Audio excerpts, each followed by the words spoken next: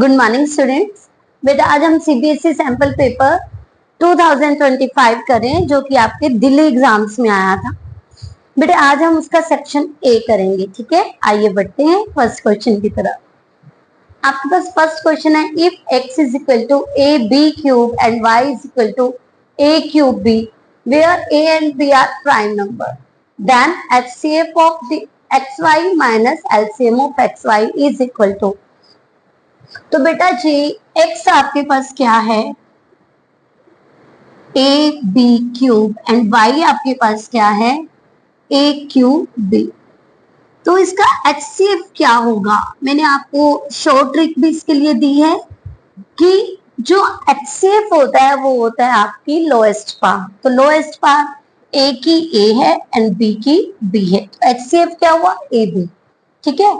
अब उसने कहा LCM, तो एलसीएम होता है बेटा जी हाईएस्ट पार। क्या होती है, हाईएस्ट पार। तो आंसर आएगा ए क्यूब एंड बी क्यूब। तो बेटे जी अब उसने आपको बोला HCF माइनस एलसीएम, तो HCF आपके पास क्या है, ए बी, और एलसीएम आपके पास क्या है, ए क्यूब बी क्यूब, ठीक है। तो आप यहां से ए बी को कॉमन ले लें, आपके पास क्या बचेगा, 1 minus a square b square. देखिए ऑप्शन आपके पास क्या है, a b bracket 1 minus a b, a square b square. तो ए स्क्वायर बी स्क्वायर तो यहाँ पर कोई भी नहीं है, हाँ इस फॉर्म में तो यहाँ पर कोई भी नहीं है। तो अब क्या होगा, तो देखिए यहाँ पर हमने इसे कैसे सॉल्व किया, 1 square and a b whole square, okay. तो ये आपका क्या बन गया, a plus b and a minus b, okay. यहाँ पर ये फॉर्मूला अप्लाई किया और हमें क्या मिला, section D, okay, option D. Next question की तरफ बढ़ते हैं। अब आपके पास नेक्स्ट क्वेश्चन में है 1 plus root 3 whole square minus 1 minus root 3 whole square. अब यहाँ पर हम इसे कैसे सॉल्व करें, एक आपके पास मेथड है, दोनों के आपने a plus b whole square formula लगा दें और a minus b whole square formula लगा दें। बट एक और भी आपके पास है जो कि बहुत इजी होता है, होता है a square minus b square, a plus b and a minus b. आइए करते हैं। तो प्लस में हम दोनों को प्लस कर देते हैं, ठीक है, और माइनस में जैसे ही हम माइनस करेंगे 2 डिजिट है तो आपके साइन चेंज हो जाएंगे, मतलब इस वाले के साइन चेंज हो जाएंगे, ठीक है। तो यहाँ पर आपका कैंसिल आकर के हो गया 2, यहाँ पर आपका 1 कैंसिल हो गया और आपको मिला 2 रूट 3 और आंसर आपका आ जाएगा 4 रूट 3। तो आइए देखते हैं क्या ये ऑप्शन है हमारे पास। उसने कहा a positive rational number, no वो तो इरेशनल है। A negative integer, no. A positive irrational number, yes. तो इसका हमें आंसर क्या मिलेगा, C, a positive irrational number. एक तो ये पॉजिटिव है और दूसरा ये इरेशनल है, ठीक है स्टूडेंट्स। हाँ जी स्टूडेंट, बढ़ते हैं थर्ड क्वेश्चन की तरफ। The value of a for which ax square plus x plus a is equal to 0 has equal and positive roots। तो आपके पास जो क्वाड्रेटिक इक्वेशन है वो है ax square plus x plus a is equal to 0। d find out करेंगे, b square minus 4ac, b आपके पास है 1 square minus 4a and c है a, 1 माइनस 4a स्क्वायर। अब उसने आपको कहा 4 इक्वल रूट्स बताइए, तो 4 इक्वल एंड पॉजिटिव रूट्स आपके पास d इज इक्वल टू क्या होता है, 0। तो 1 minus 4a square is equal to 0, minus 4a square is equal to minus 1, a square 1/4 and a is equal to, आप यहाँ पे रूट आ जाएगा स्क्वायर का, इधर रूट चेंज हो जाएगा and a is equal to plus minus 1/2। तो आपके पास देखिए वैल्यू आ गई है a is equal to plus minus root 2 plus minus 1/2। But यहाँ पर बेटा जी आपके पास ऑप्शन है 2 माइनस 2 1/2 एंड माइनस 1/2। तो अब इसमें से आप सिलेक्ट कौन सी करेंगे, तो इसके लिए हम क्या करते हैं, एक ही वैल्यू पुट करके देख लेते हैं, ठीक है। एक बार पॉजिटिव एंड एक बार नेगेटिव। तो आपके पास इक्वेशन है दिस आप एक बार लेंगे if a is equal to positive, ठीक है, तो आपके पास वैल्यू क्या बनेगी 1/2 x square plus x plus 1/2 is equal to 0। तो यहाँ पर आपके पास 2 एलसीएम आ गया, x square plus 2x plus 1 is equal to 0 and x square plus 2x plus 1 is equal to 0। और बेटा यहाँ पर आपको साफ साफ पता चल रहा है कि ये आपका a plus b whole square बन रहा है, ठीक है। तो हम लिखेंगे x plus 1 whole square is equal to 0, x plus 1 is equal to 0 and x is equal to -1, जो कि बेटा रिजेक्टेड हो जाता है क्योंकि हमें क्या लेना है, पॉजिटिव वैल्यूज लेनी है x की, ठीक है। तो अब यहाँ पर हम लिखेंगे if a is equal to -1/2, तो -1/2 x square plus x -1/2 is equal to 0। अब आपने क्या करना है, इसको -1 से डिवाइड कर दी तो आपके पास इक्वेशन बन जाती है दिस। आप इसको -1 से डिवाइड करें, यहाँ पर पॉजिटिव हो जाएगा, सभी साइन आपके चेंज हो गए, ठीक है। अब आप इसका एलसीएम लीजिए, x square minus 2x plus 1 is equal to 0, x square minus 2x plus 1 is equal to 0, और ये आपको x माइनस 1 होल स्क्वायर मिल गया है, x minus 1 is equal to 0 and x is equal to 1। यहाँ पर आपको x की एक पॉजिटिव वैल्यू मिल गई है और इसीलिए देखो उसने कहा था find the value of a for which ax square plus bx plus c has equal, एक तो इक्वल होने चाहिए और साथ में पॉजिटिव रूट होने चाहिए। तो हमारे पास a की वैल्यू क्या होगी, -1/2, ठीक है। बेटा मैक्सिमम स्टूडेंट्स यहाँ पर क्वेश्चन को छोड़ देते हैं और उनका आंसर गलत हो जाता है, ठीक है।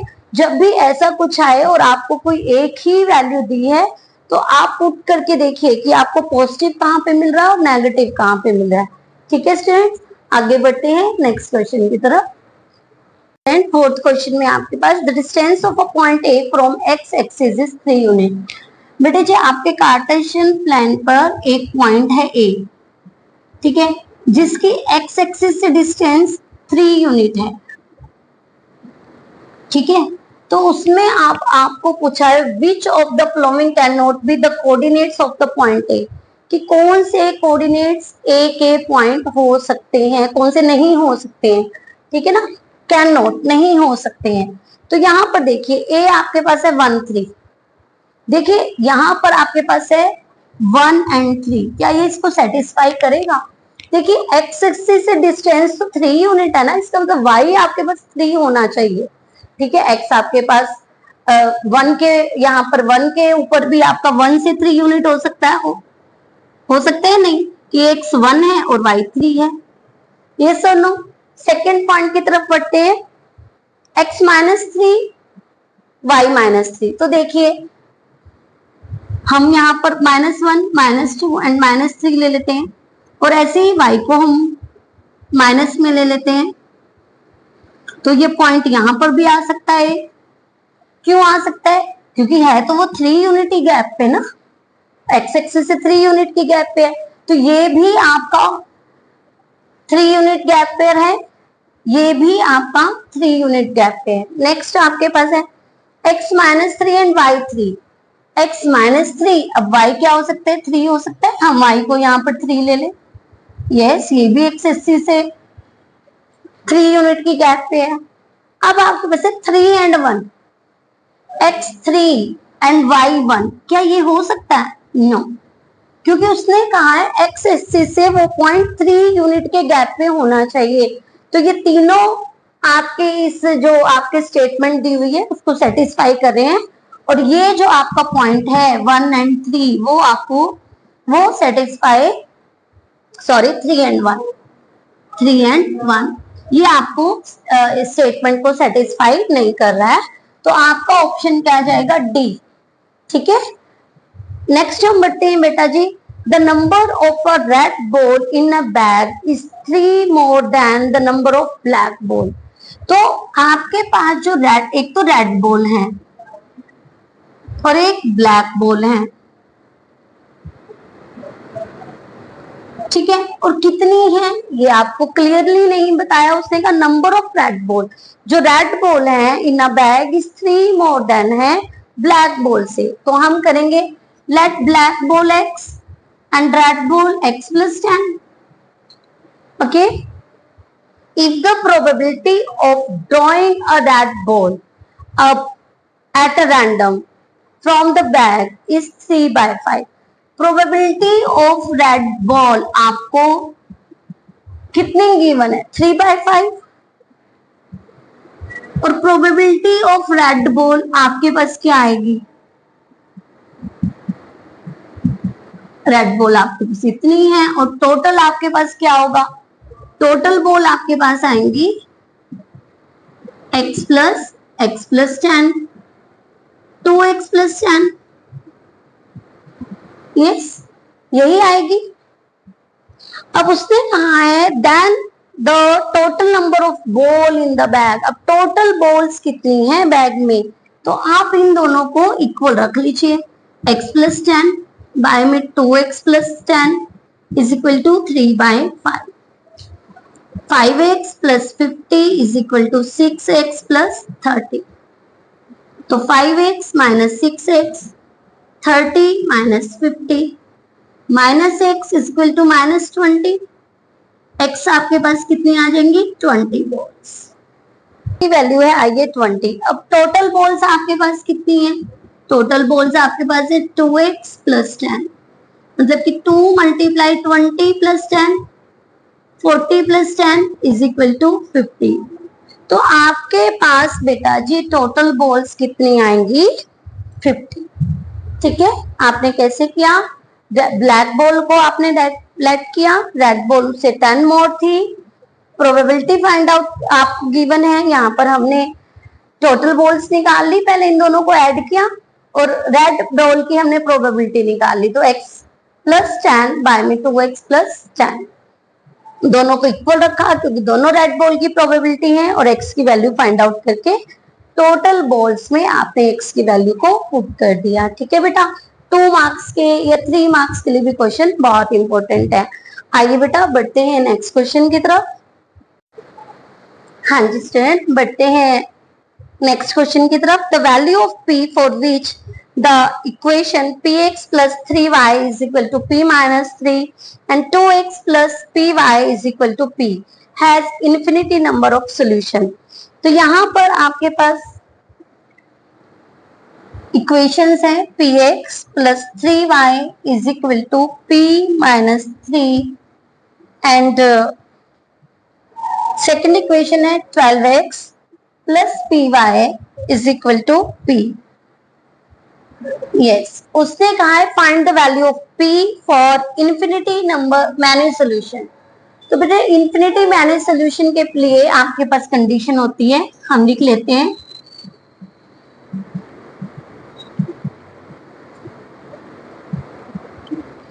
आपके पास कंडीशन आएगी a1 by a2 is equal to b1 by b2 is equal to c1 by c2।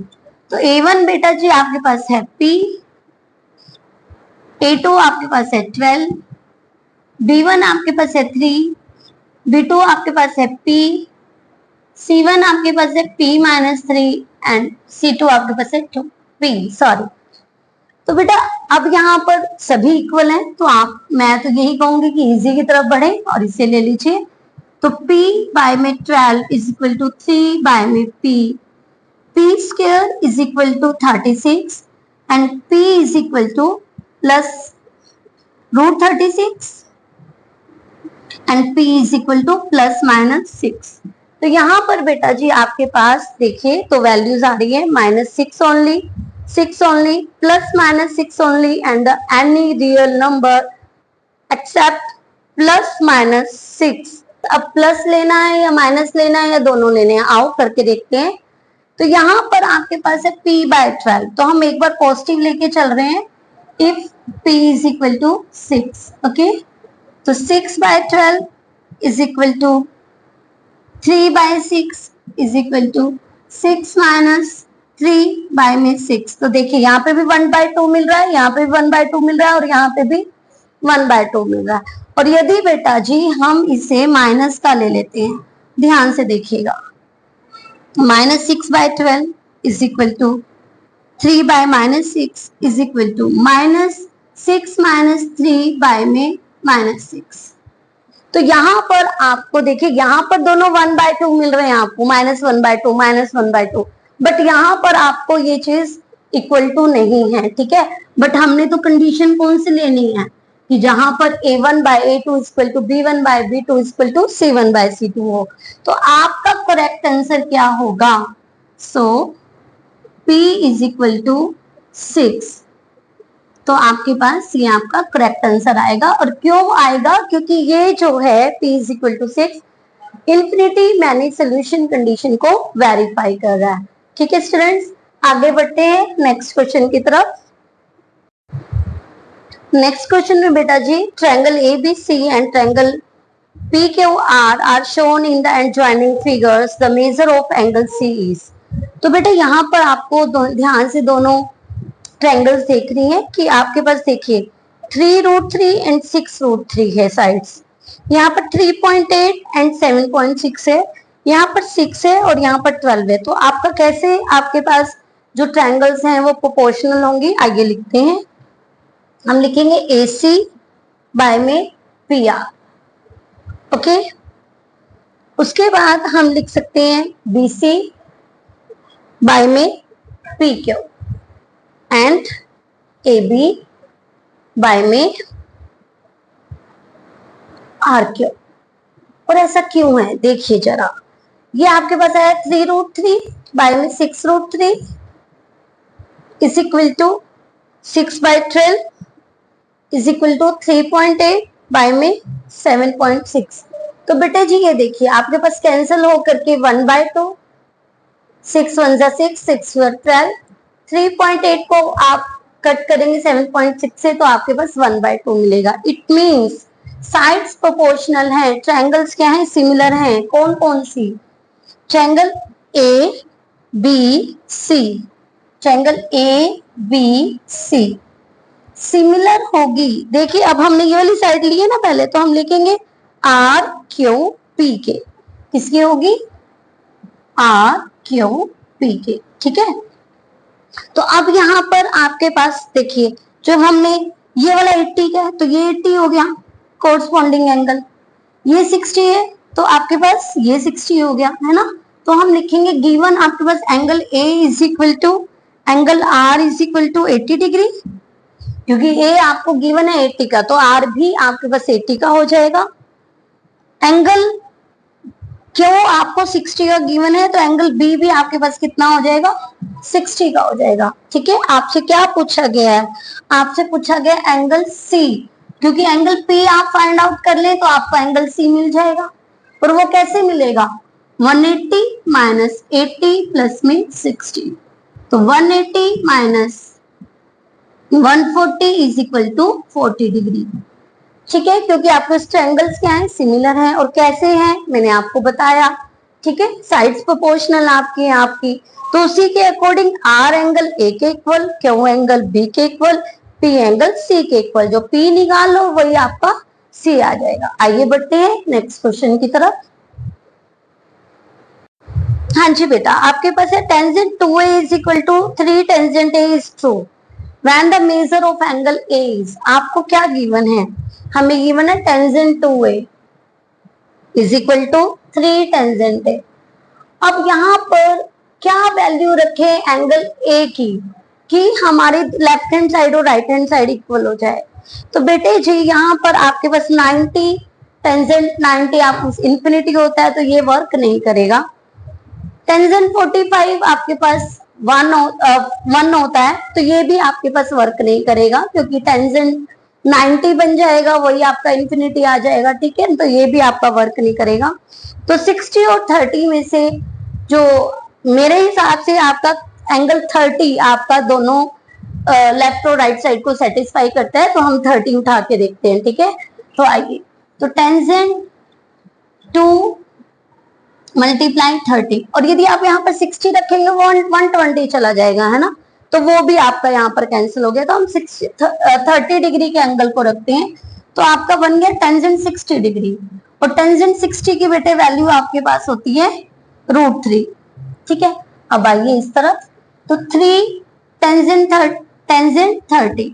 30 की वैल्यू बेटे जी आपके पास कितनी होती है 1/√3।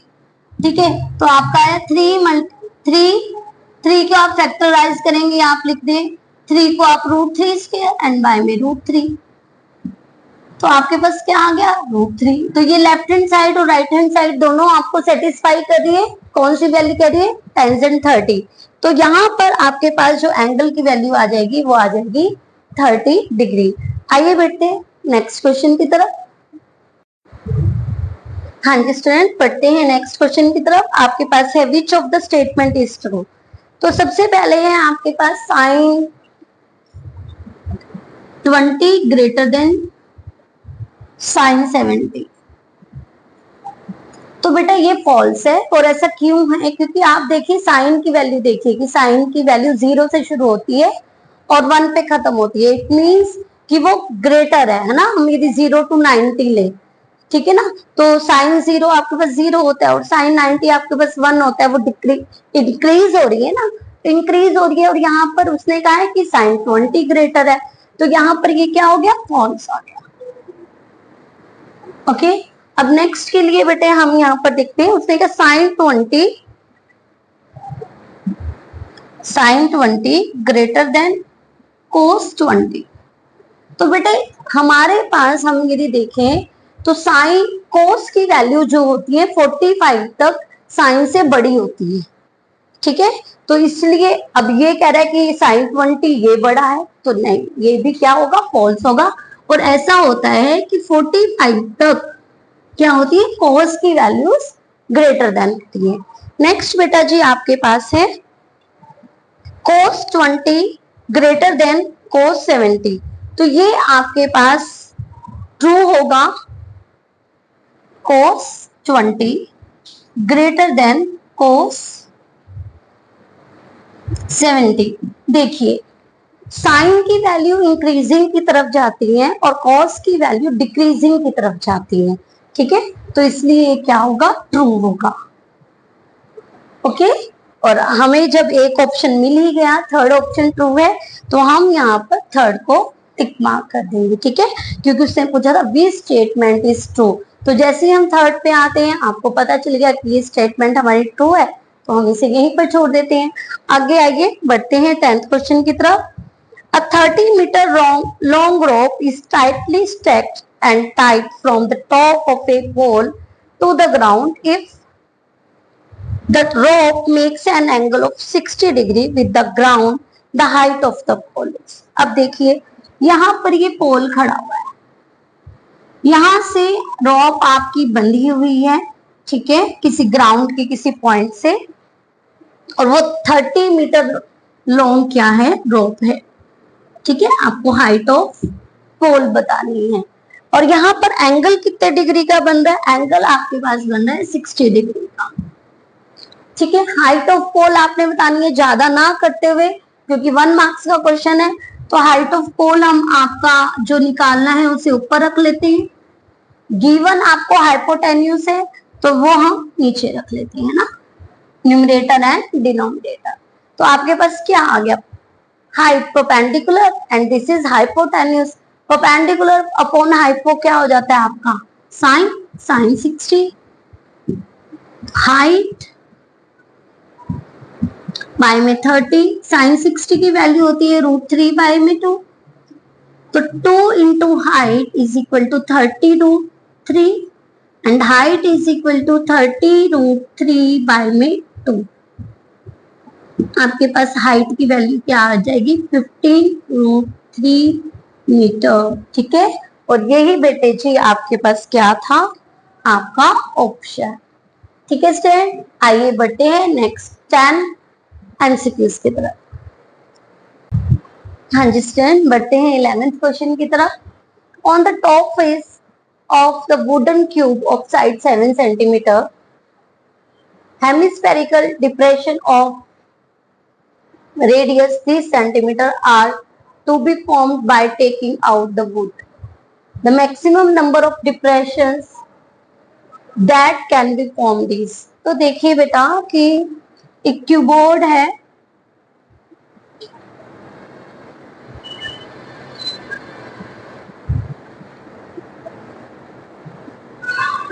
ठीक है, जिसकी आपके पास साइड कितनी है, 7 सेंटीमीटर है, और एक हेमिस्फेरिकल डिप्रेशन वहां से बाहर निकाल लिया गया है, ठीक है।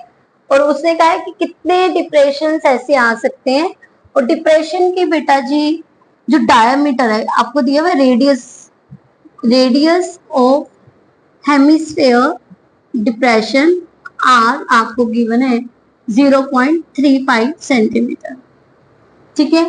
तो हम इसका डायमीटर फाइंड आउट कर लेते हैं।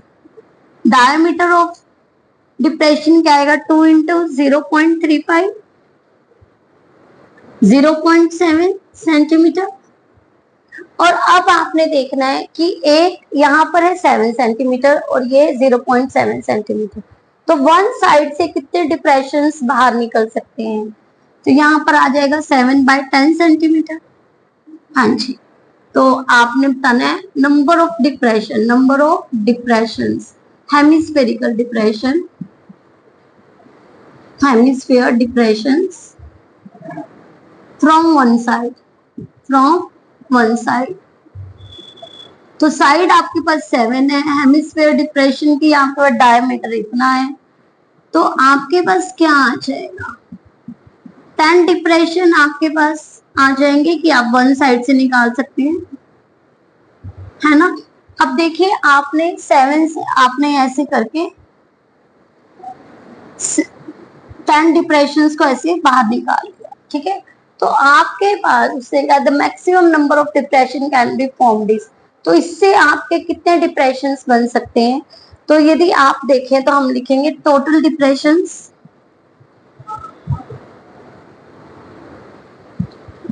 आप 10 मल्टीप्लाई 10 का स्क्वायर कर दीजिए तो आपका आ जाएगा 100 डिप्रेशन आप इस क्यूब में से फाइंड आउट कर सकते हैं, ठीक है बेटा जी। अब आपके पास इसका जो कि ऑप्शन आएगा दिस, ठीक है, वन साइड से आप 10 डिप्रेशन निकाल सकते हैं, टोटल डिप्रेशन इस क्यूब से आप कितना निकाल सकते हैं, 10 square, okay, 100 depression. Next question में the cumulative frequency for cumulative median is obtained by adding the frequencies of all। कैसे ऐड करते हैं, कौन सी फ्रीक्वेंसी लेते हैं, तो उसने कहा है classes up to median class, या फिर classes following the median class, या तो वो जो कि उससे ऊपर है, ठीक है, ऊपर वाली की हम लेते हैं, या फिर आप क्या करते हैं classes following the median class, ठीक है, या फिर classes pre seeding the median class. तो आपके पास जो आंसर आएगा the cumulative frequency of calculating median is obtained by adding the classes preceding the median class, ठीक है, तो आपका ऑप्शन आएगा सी, ठीक है। नेक्स्ट की तरफ बढ़ते हैं।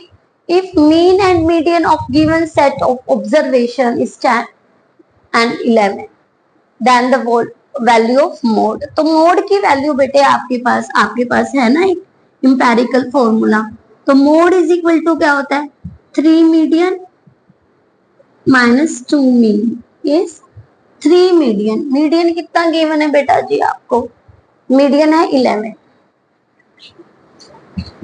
एंड मीन आपके पास है 10, 33 माइनस 20 इज इक्वल टू कितना आ जाएगा 30, तो आपके पास आंसर आएगा 30, ठीक है।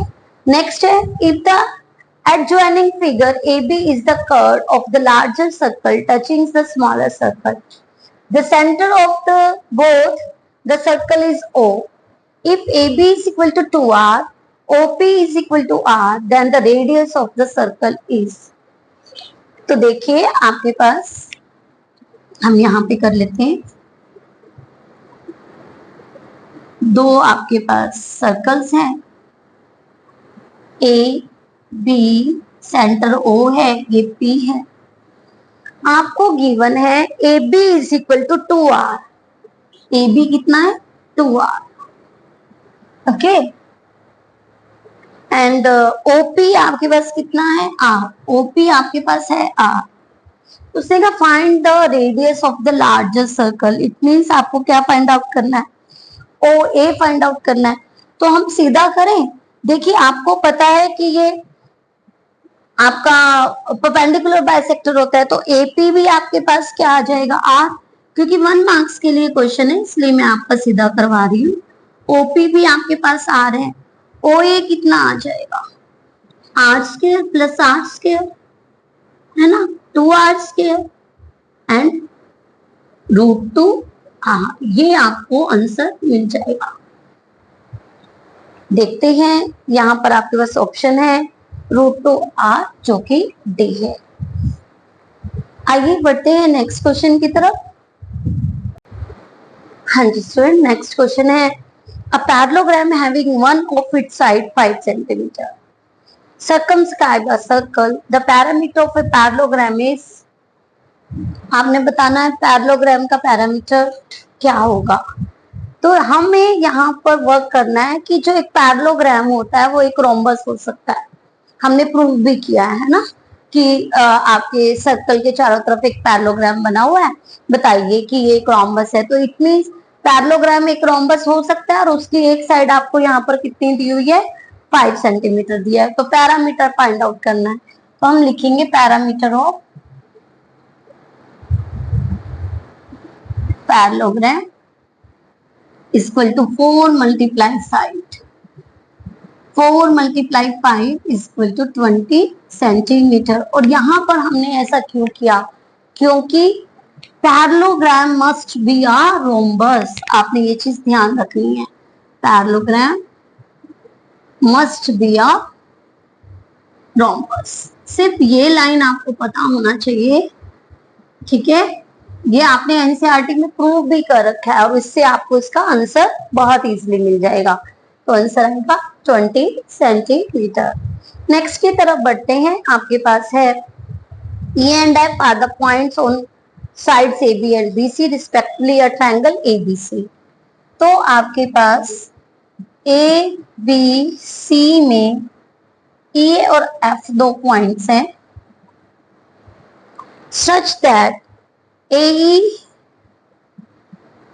बाय में EB is equal to AF by में FC is equal to 1/2। Which of the following is true? इसमें से क्या चीज ट्रू है और किसके बीच में आप पे रिलेशन दिया हुआ है, EF एंड BC के बीच में रिलेशन दिया हुआ है। तो इट मींस आपको पता होना चाहिए, ये आपके पास 1 है, ये आपके पास 2 है, टोटल कितना हो गया 3, ठीक है। इट मींस कि AE by AB is equal to क्या होगा, हम ये भी लिख सकते हैं AF बाय में AC is equal to EF by में BC, क्योंकि रिलेशन किसका बताना है हमें, EF एंड BC के बीच में। और ये कितना हो जाएगा 1/3, 1 मार्क्स का क्वेश्चन है इसलिए हम ऐसे कर रहे हैं, ठीक है। तो आपके पास देखिए अब ये दोनों का काम तो खत्म हो गया, रिलेशन इनके बीच में बताना है, तो मल्टीप्लाई कर दीजिए, BC is equal to 3EF। देखिए कोई ऑप्शन है हमारे पास ऐसा, तो yes BC is equal to 3EF, ये आपके पास ऑप्शन है डी। आगे बढ़ते हैं बेटा नेक्स्ट क्वेश्चन की तरफ। Which of the following statement is true for the polynomial px of degree 3?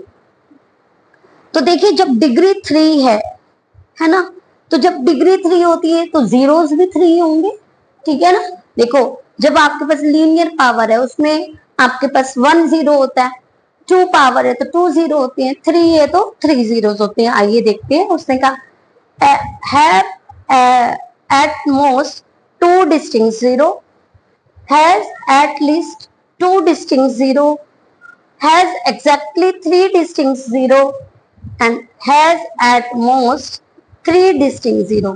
तो at पर क्या है 3, तो हम लिखेंगे px has the most, ज्यादा से ज्यादा 3 distinct zero होंगे, ठीक है। कई बार हम लिख देते हैं इन दोनों में कंफ्यूज हो जाते हैं कि एग्जैक्टली 3 होंगे या फिर ज्यादा से ज्यादा 3 होंगे। तो आंसर हम देखें has at most 3 distinct zero, ठीक है बेटा जी। आइए बढ़ते हैं नेक्स्ट क्वेश्चन की तरफ। A pair of dice is thrown, the probability that sum of number appearing on the top faces at most 10। अब 10 से ज्यादा कितने हैं, तो देखिए जरा ध्यान दीजिए, टोटल आउटकम आपके पास बनते हैं 36। अब हमें क्या चाहिए, sum of number appearing on the top at most 10। ज्यादा से ज्यादा 10 हो तो 10 आपको देखिए कहाँ मिलते हैं, हमें इसके लिए 1 1 1 1 2 1 3 1 4 1 5 1 6 2 1 2 2 2 3 2 4 2 5 2 6 3 1 3 2 3 3 3 4 3 5 3 6 4 1 4 2 4 3 4 4 4 5 4 6 5 1 5 2 5 3 5 4 5 5 5 6 and 6 1 6 2 6 3 6 4 6 5 6 6। अब उसने कहा सम, है ना, सम एट मोस्ट 10। अब ज्यादा से ज्यादा 10 होना चाहिए। अब 10 से कम कितने हैं यहाँ पर, अब देखिए 10 कहाँ कहाँ है, यहां से आपका 10 शुरू हो जाता है, ये भी 10 है, ये भी 10 है। तो आपके पास हमें ये चीज नहीं काउंट करनी है, या फिर हम कह सकते हैं आपकी ये काउंट होगी। एक मिनट, आंसर एट मोस्ट 10। तो एट मोस्ट 10 की प्रोबेबिलिटी देखिए, टोटल आउटकम आपके पास कितने हैं 36। एट मोस्ट 10, ज्यादा से ज्यादा 10 वहां पर इंक्लूड होगा, और जो आपके पास 10 से अबव है, ये देखिए ये दोनों 11 है और ये आपके पास 12 है, तो ये तीनों आपके क्रॉस हो जाएंगे, ये तीनों आपने इस ऑप्शन में नहीं लेने हैं। तो 36 में से 3 को माइनस करेंगे, वी गेट 33, और जब हम इन्हें कट करेंगे 11/12 बेटा जी आपको आंसर मिल जाएगा। तो इसका आंसर होगा 11/12। तो बेटा अब बढ़ते हैं हम 19 क्वेश्चन की तरफ। नेक्स्ट क्वेश्चन में choose the correct option. A, both assertion and reasoning are true. R is a correct explanation of A. B है both assertion and reasoning are true but reason is not the correct explanation.